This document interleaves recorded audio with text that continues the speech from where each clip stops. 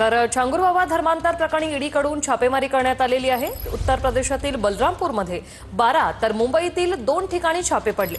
मुंबईच्या वांद्रे आणि माहीममध्ये ईडीची छापेमारी। आरोपीच्या नवीन खात्यातून 2 कोटी शहजाद शेख नावाच्या व्यक्तीला ट्रान्सफर करण्यात आले।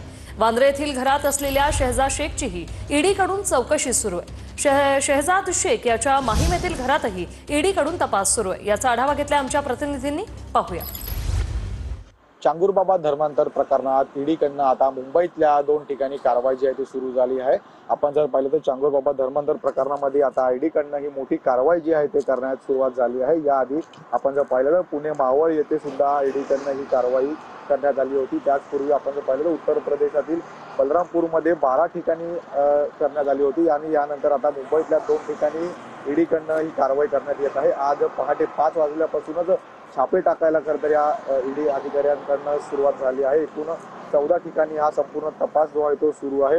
आता आपण जर पाहिलं तर सध्या तरी आपण आहोत बँड्राच्या कनायका पॅरिस या हाईट्स जवळ। तिथे पाहतो तर शहजाद शेख यांचं हे मुंबईतले एक घर आहे। त्यासोबत माहीम रिजवी हाईट्स या ठिकाणी सुद्धा ईडीकडनं ही कारवाई जी आहे ते सुरू आहे। आपण पाहतोय धर्मांतर आणि हवाला या व्यवहारांशी संबंधित प्रकरणात ही संपूर्ण कारवाई जी आहे ते केली जात आहे।